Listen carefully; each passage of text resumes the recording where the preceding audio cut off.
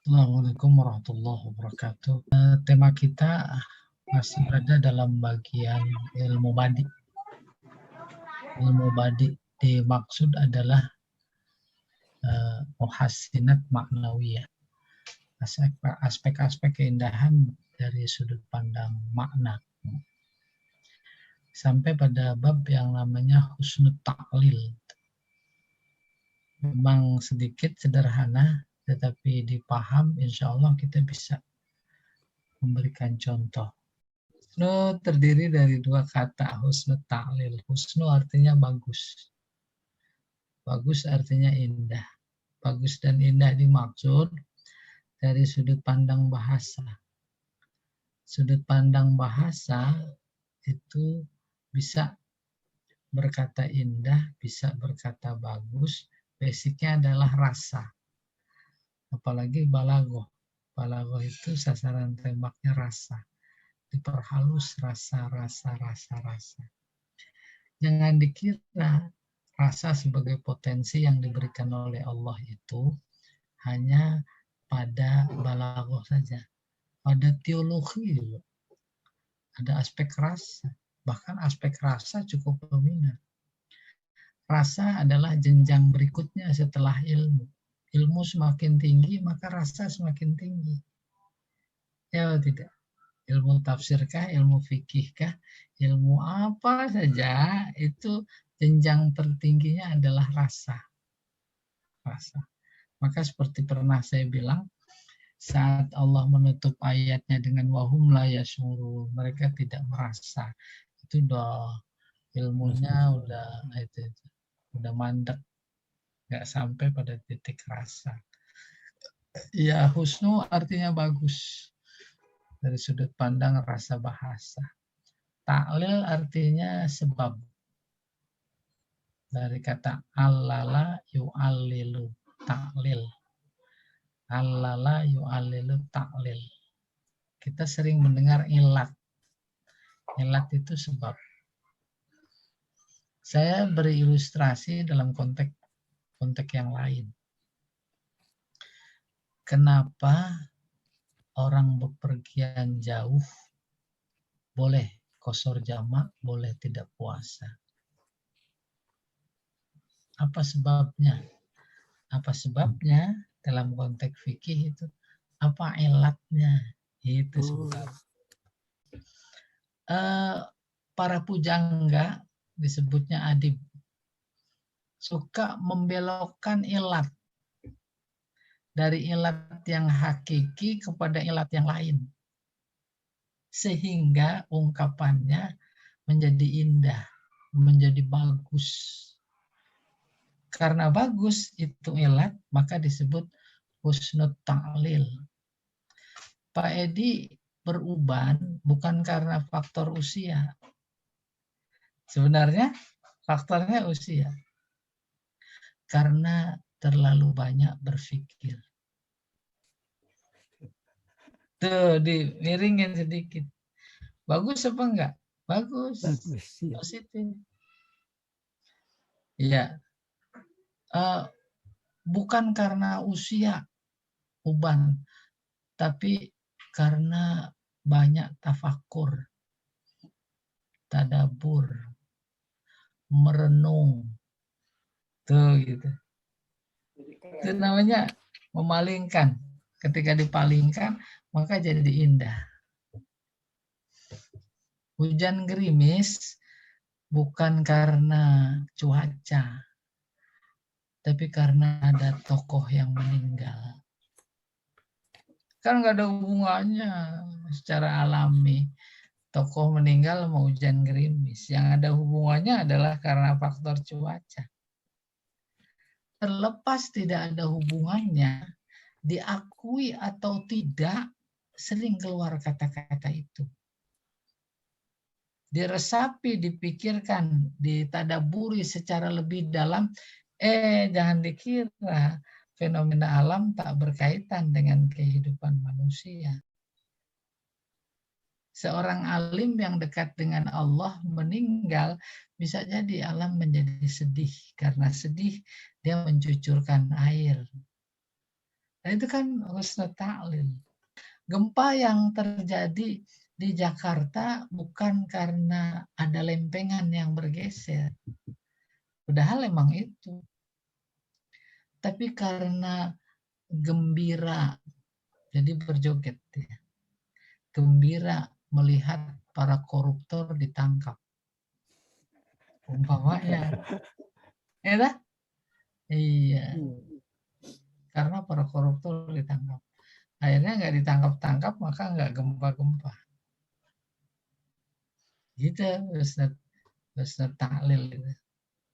Matahari redup hari ini karena malu dengan ceramah Ustadz Somad. Tahu itu? Ada nggak keterkaitan rasa atau hubungan bahasanya? Matahari redup sama ceramahnya Ustadz Somad. Nah, kalau ahli bahasa bisa itu. Apa itu? Matahari sumber cahaya, tapi cahayanya menjadi redup, nggak terang dibanding cahaya penjelasan khutbah Ustadz Abdul Somad. Kalah dia. Itu demikian. Maka ketika diulas itu husnul ta'lil, di sana ada tasbih, di sana ada isti'arah, ada penumpukan balaghah.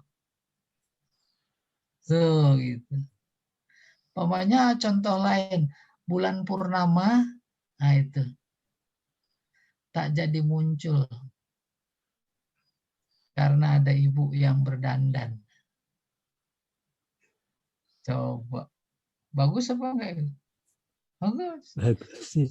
Bagus kan? Iya. Bulan purnama menjadi cerah karena Pak Jamal keluar rumah. Tuh. Dia begitu ingin menyinari Pak Jamal yang keluar rumah. Kenapa? Karena Pak Jamal lebih jamal daripada bulan. Husnu ta'lil terdiri dari dua kata, husnu dan ta'lil. Husnu secara harfiah artinya baik, bagus, atau indah. Sementara ta'lil atau ilat artinya sebab. Ilat atau sebab. Tadi itu udah dipaham. Dengan demikian husnul ta'lil adalah sebab yang indah. Maksudnya seorang adib atau sastrawan dalam mengungkapkan sebab-sebab suatu peristiwa menghindar dari sebab-sebab yang alami dan yang sesungguhnya.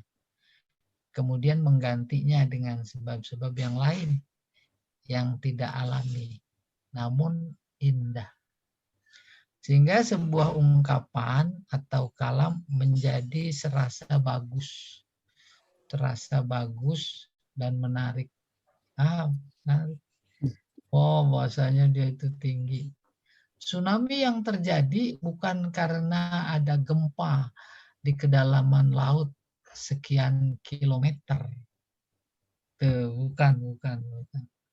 Akan tetapi karena kemaksiatan yang merajalela di pantai itu. Indah.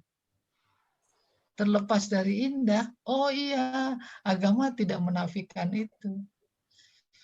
Kalau itu adalah sebuah azab, memang azab dalam sunnahnya diturunkan ketika si hamba-hamba itu durhaka. Dia. Mana dia? Itu banjir Nabi Nuh, itu bukan faktor alam. Ada dibuktikan. Bukan faktor alam. Apalagi kalau hubungannya mukjizat. Udah alam itu tak bisa dihubungkan dengan peristiwa mukjizat.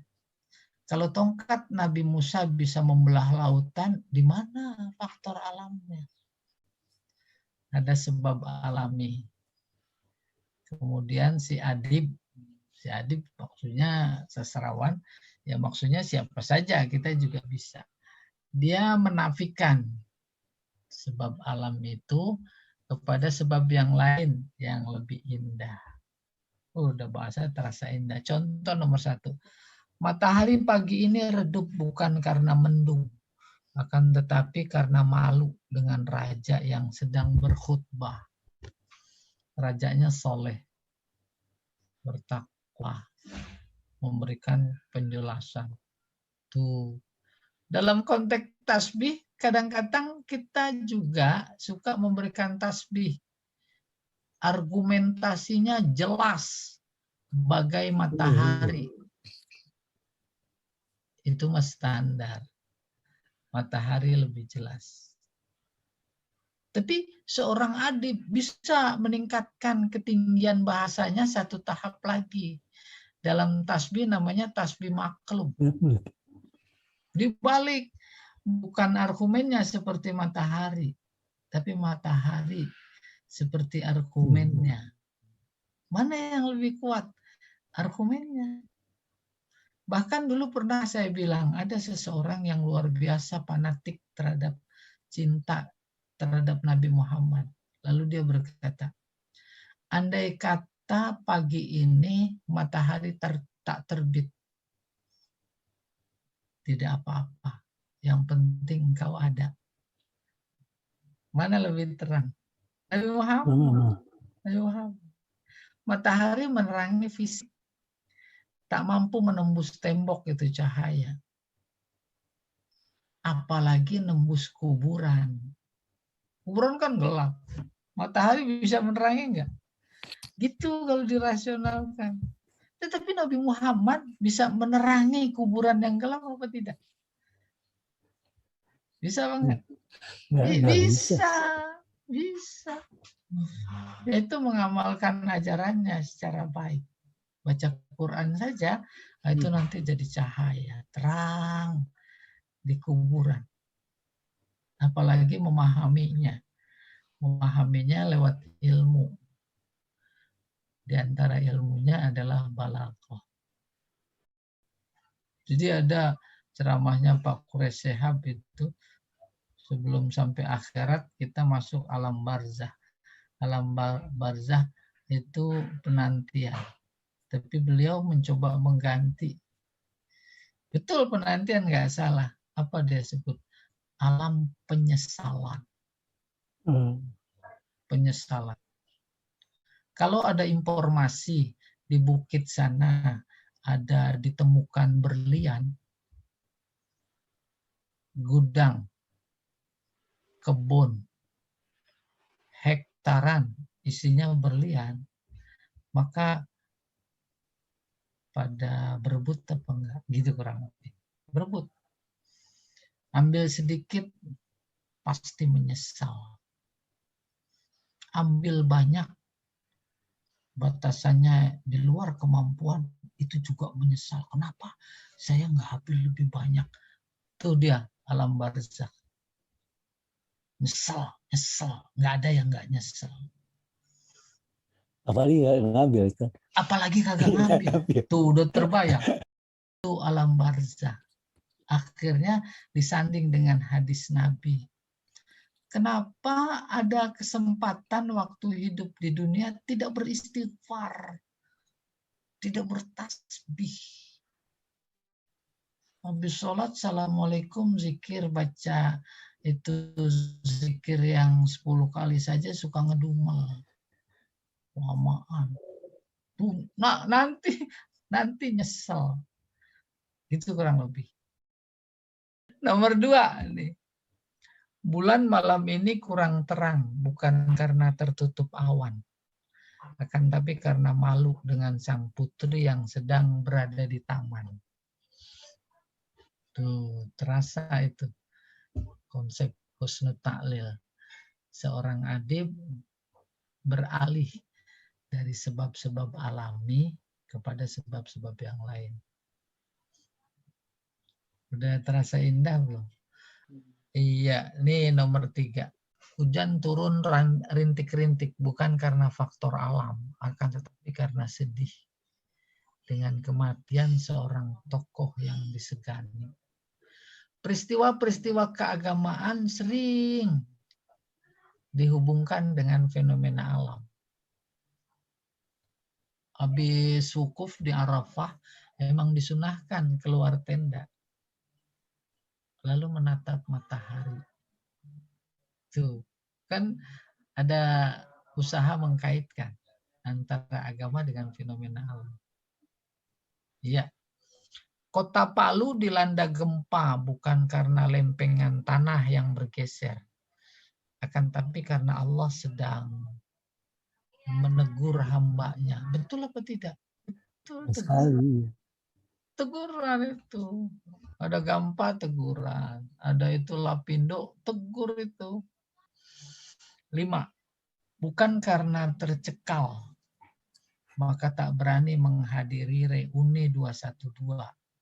Ini waktu itu dibikin, ya. Akan tetapi karena Allah sangat menyayanginya. Kan nggak boleh pulang, dia lagi reuni. Kalau faktor alam karena dicekal, dalam tanda petik. Muncul di persidangan, dia bantah keras. Nggak ada cekal, itu permainan. Lempar sana, lempar sini, bikin sana, bikin sini. Oh, rupanya karena Allah sayang. Ya, tidak. Dia mati karena COVID, bukan karena Allah sayang. Ya. Mati. Siapa itu yang mantan sekjen Majelis Ulama ya, siapa? Tengku ya. Kan singkat sekali. Singkat sekali matinya. Nomor 6. Dia tak dapat pulang bukan karena terhalang fitnah, akan tetapi tanah suci masih merindukannya. Itu kan ada huruf ilat, itu juga ada kaitannya dengan sebab atau tidak, Ustaz? Nah, kenapa itu disebut huruf ilat gitu? Oh iya, ilat artinya sebab.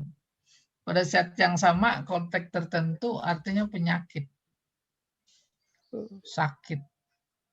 Darah yang keluar dari perempuan ada 3. Pertama, haid. Yeah. Yang kedua, nifas. Yang ketiga, darah penyakit. Makanya disebut damul illah. Lalu pada huruf, ada huruf-huruf ilat. Kategorinya huruf sakit.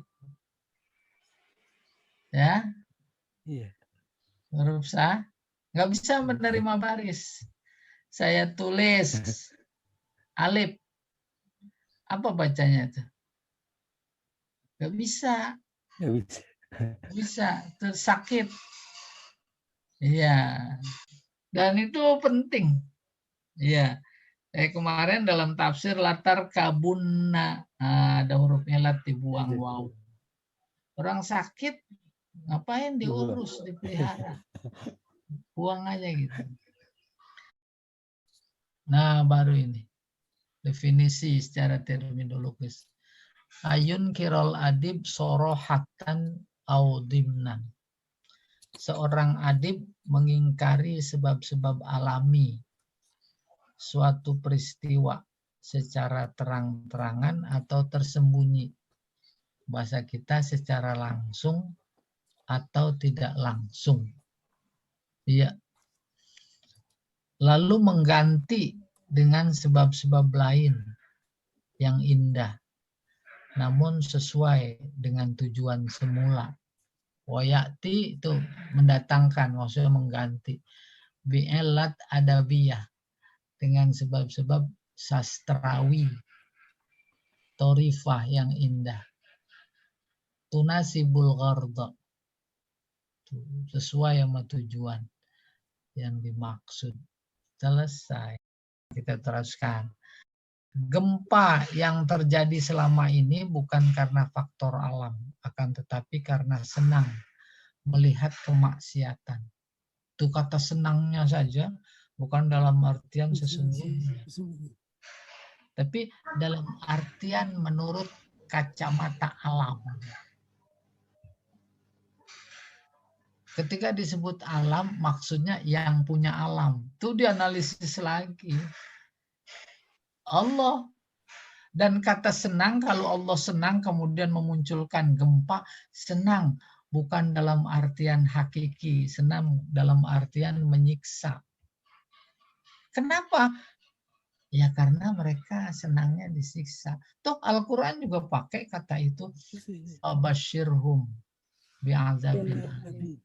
Beri kabar gembira mereka dengan azab yang pedih.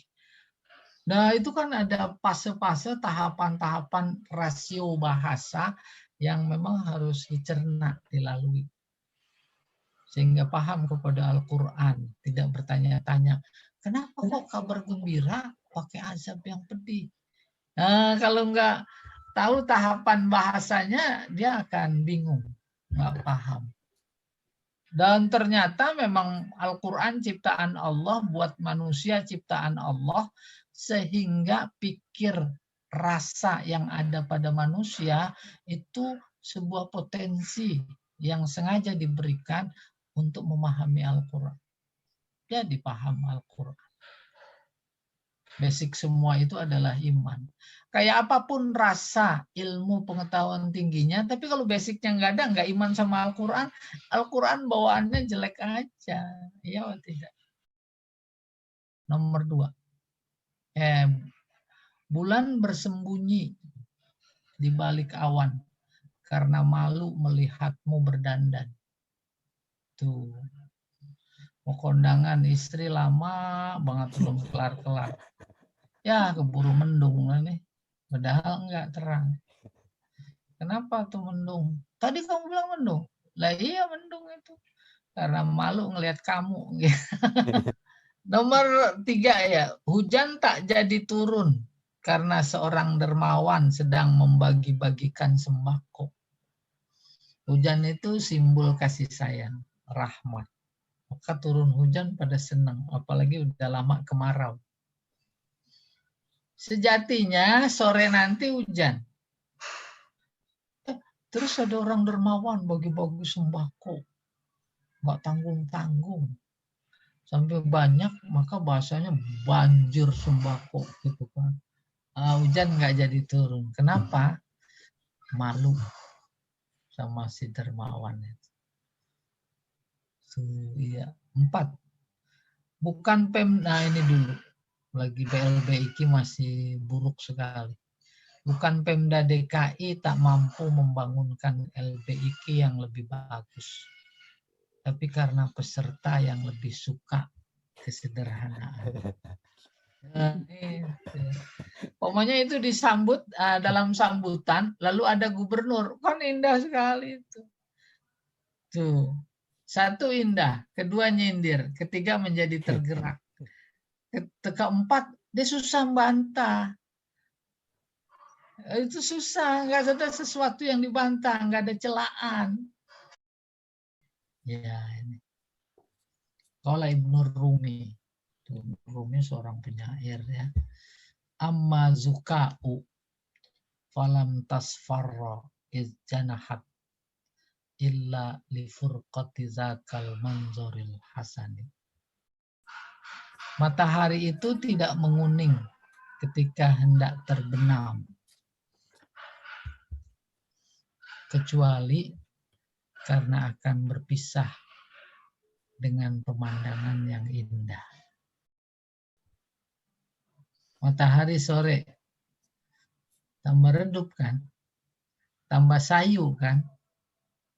Sayunya matahari di sore hari bukan karena akan terbenam. Nah, kalau karena akan terbenam itu mah sebab alami. Tapi ini dibantah, bukan karena akan terbenam.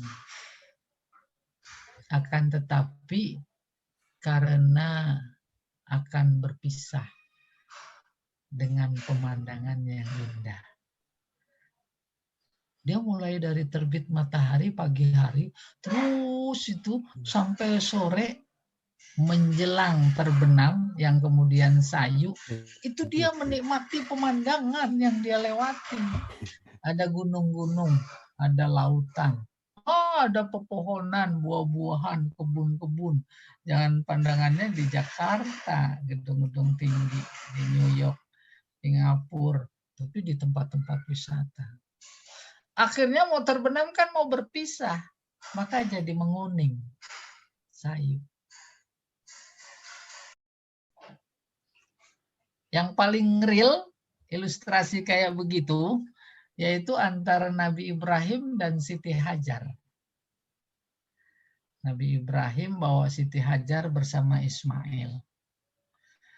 Lalu diletakkan di Hijir, namanya Hijir Ismail.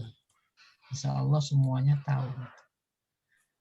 Hijir Ismail itu, hijir artinya bukan batu, kalau batu hajar. Hijir artinya pangkuan. Situ ditaruh. Maka kemudian Nabi Ibrahim ke Bukit Sopa untuk meninggalkannya. Lalu beranjak dia. Ketika beranjak pun sebenarnya Siti Hajar itu udah teriak-teriak. Wahai Ibrahim, apakah engkau letakkan aku di sini atas perintah Allah? Iya benar. Baru Hajar melepas.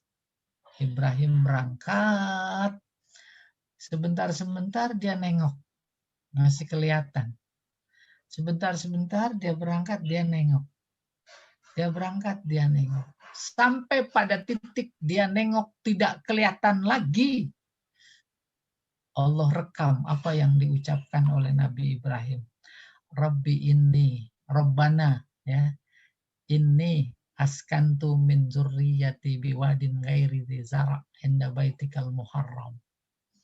Ya Allah, aku tinggalkan sebagian dari keluargaku di rumahmu dekat Baitul Haram.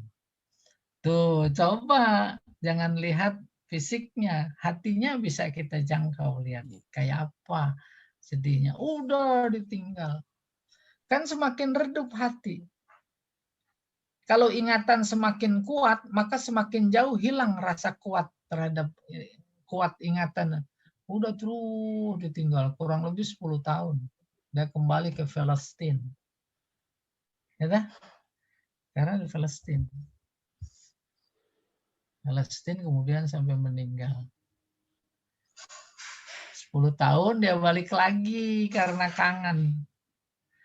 10 tahun, kalau 10 tahun sebenarnya dugaan. Kalau ayat Al-Qur'annya falamma balagha ma'ahu sa'ya. Ketika Ismail mencapai usia, kira-kira bisa diajak berusaha dagang. Kurang lebih ya 10, 11 sampai 13 tahun. Dia sampai ke Hijir Ismail, Hajar sama Ismail nggak ada di tempat. Tapi banyak orang, karena udah ada air Zam-Zam. Dia bertanya, di mana itu, ini, itu. Dikasih tahu, oh di sana. Jauh sedang mengembala. Itu bulan haji. Ya, tanggal 7 haji. Kira-kira. Kejar ketemu. Diajak pulang. Jalan. Terus kemalaman buka tenda. Nginep di situ. Coba bayangkan itu. Nginep di tenda itu, malamnya mimpi suruh sembelih. Coba bayangkan. Udah 10 tahun lebih, kangen, terus ketemu, malam disuruh. Itu malam 8 Zulhijjah. Maka kemudian 8 Zulhijjah disebut hari Tarwiyah. Udah, pagi dia masih mikir ini benar apa enggak mimpi ya. Jalan lagi menuju balik itu. Sampai malam, buka tenda lagi. Ngimpi lagi. Malam ke-9. Ya. Mimpinya sama, suruh sembelih. Mikir, waduh bener. Udah, terus pulang, besok sampai itu tanggal 10 Zulhijjah. Maka disembelih. Di sebuah tempat yang sekarang dikenal namanya Jumroh. Jumroh Ula. Mau disembelih di situ, si iblis muncul. Ibrahim, ngapa mau dipotong, itu anak kesayangan. Kemarin pengen minta-minta, udah dikasih saya. Ditimpuk 7 kali. Si iblis terbenam ke dalam tanah. Dia pindah ke Jumroh Wusto. Jumroh dulu belum ada Jumroh. Lalu tempat itu diabadikan. menjadi bagian dari manasik haji. Timpuk lagi 7 kali, terbenam lagi, pindah. Udah, sampai Aqobah muncul lagi. Nabi Ibrahim tawakal. Dia tutup matanya pakai selembar kain. Dia gorok Ismail. Bismillah. Itu cerita Al-Quran. Persis ketika merasa selesai menggorok, dibuka, tutup matanya. Ternyata kibas besar. Ismailnya lagi berdiri di samping. Maka seolah Allah berkata pada saat itu, wa kadzalika nadzil muhsinin. Ayat lengkapnya, falamma aslama wa tallahu lil jabin wa nadainahu ayya Ibrahim qad saddaqtar ru'ya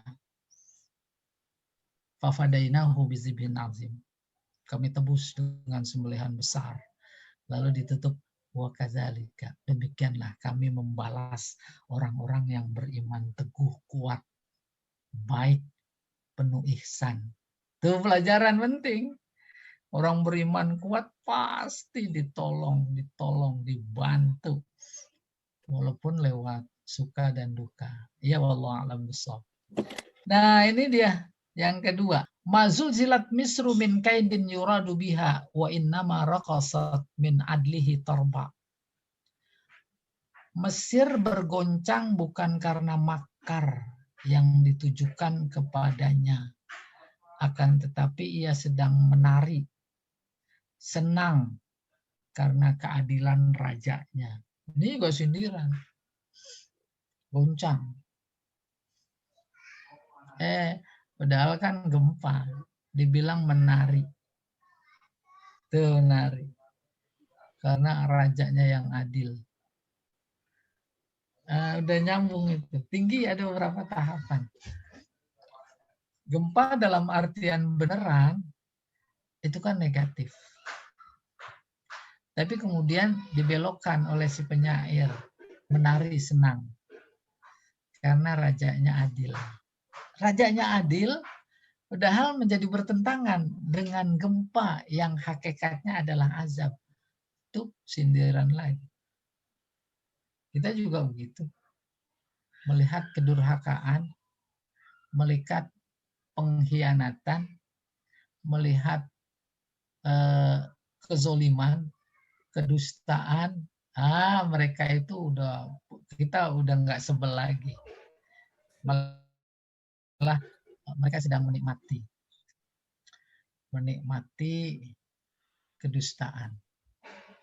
Jadi udah bukan makar lagi, udah menikmati, bukan bohong lagi, tapi udah sebuah kenikmatan. Kan itu tinggi sekali. Bohong menjadi kenikmatan. Ya. Kenapa itu kok bisa jadi kenikmatan? Kalau posisi kita posisikan pada mereka, karena satu kenikmatan dibayar, satu kebohongan dibayar. Ada 2 kebohongan, dibayar lagi. Mazul silat misru min kaidin yuradu biha wa innama raqasat min adlihi tarba. Ya. Kalau surah Al-Anfal ayat Al-Anfal ayat 17 itu bukan contoh husnul fa'lil ya? Boleh dibacain. Anfal 17. Wa ma ramaita iz ramaita walakinnallaha rama. Nggak ada husnul ta'lil. Ya. Falam taqtuluhum, kalian tidak membunuh mereka. Walakinnallaha qatalahum. Tapi Allah yang bunuh. Wa ma ramaita, bukan engkau yang melempar saat engkau melempar, tetapi Allah yang melempar. Paham ceritanya? Perang Badar ini ya. Perang Badar. Jumlah kaum muslimin 313. Sementara mereka 1000 lebih, 3 kali lipat. Tapi kemudian menang. Sebab yang bunuh mereka sebenarnya Allah. Yang melempar tombak sebenarnya Allah. Itu kan dua kacamata yang harus digunakan. Kacamata syariat sama kacamata hakikat. Syariatnya kita yang melempar. Hakikatnya Allah. Selesai. Baru kacamata teologi melahirkan aliran-aliran. Dimaknai secara harfiah, itulah dia kelompok Jabriyah. Yang kemudian menjadi tidak rasional. Sebab analoginya nanti kalau ada orang berzina, oh berarti Allah yang berzina. Kalau ada orang mencuri, berarti Allah yang mencuri. Nah itu kan nggak benar. Teologinya Jabriyah nggak sehat. Ya.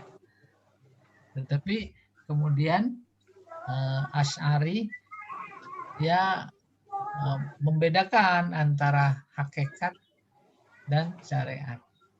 Lagi pusing minum obat. Pertanyaan, yang menyembuhkan obat apa Allah? Tuh, hakikat sama syariat ibarat dua sisi mata uang. Nggak bisa dipisahkan. Nggak sembuh, Allah nggak akan menyembuhkan kalau nggak ada syariatnya. Sehingga ada teori dalam Asy'ari namanya teori kasab. Laha ma kasabat kasab. Harus ada usaha. Oleh karena itu doa konteksnya adalah Allah, sementara manusia peranannya adalah usaha. Antara usaha dan kehendak Allah menjadi harus sejalan. Ya, saya nggak melihat di situ adanya adanya husnul ta'lil. Jadi konsep husnul ta'lil yang harus kembali dijadikan pegangan. Di adib itu menghindar dari sebab-sebab alam. Ya, Allah a'lam bishawab.